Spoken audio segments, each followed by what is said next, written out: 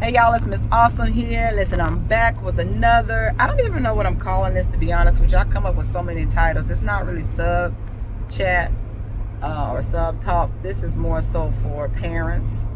We're going to focus on fourth graders, and this may also apply to third graders because they're close. And then if you have a second grader that's a bit advanced, or at least somewhat into their education. So I have a fourth grader myself. She's 10.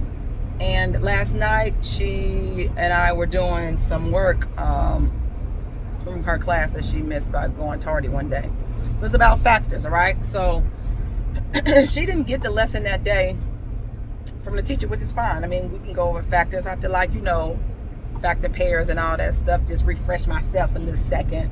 So the first tip I'm going to give you, parents, if you are not a math teacher yourself or just somebody who's good at math, before you try to help your child, get to work first, look over it. I'm not saying you got to sit there and do a whole, tutorial or documentary on blah, blah, blah, blah, blah, but at least look over it.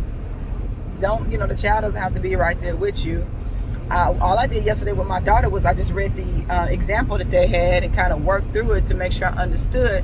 And also, with factors and factor pairs, right? Like, yes, that's simple, but I was just trying to find an easier way for my daughter to understand it, because the example that was given to her from her workbook, I mean, it was cool, but it was just complicated for no reason.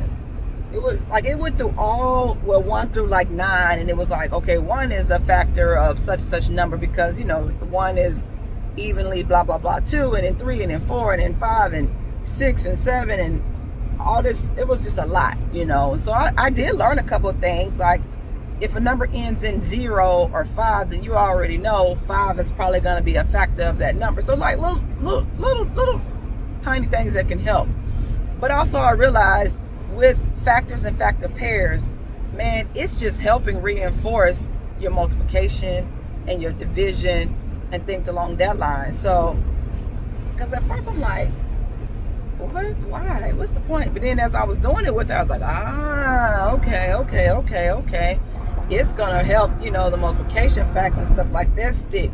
And for them to be able to use mental math when it comes to division and certain things. And of course, it's just gonna improve on addition and subtraction, So the tip for this video is to review whatever it is you're about to help the child with before you attempt to help the child, okay?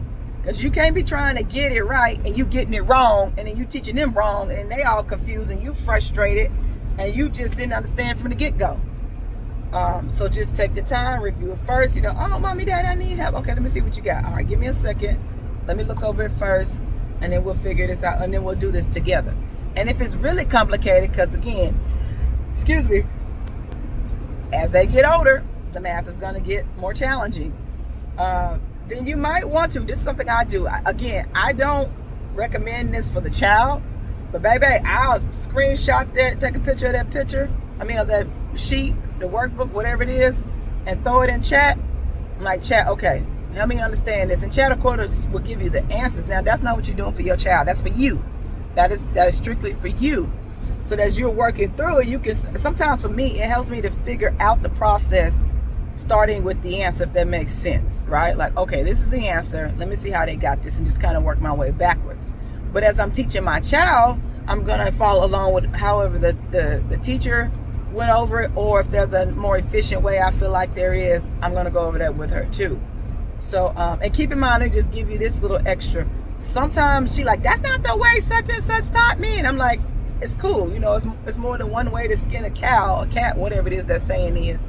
But I do tell her sometimes I'm frustrated with her. Listen, if you want to do it the way Mr. Such and Such do her teacher, then you better do it while you with him. But when you with me, I'm going to find a more efficient way, a better way to do it. We're going to learn that way too. But she ain't the type of child that want to go above and beyond. She's just trying to get it done.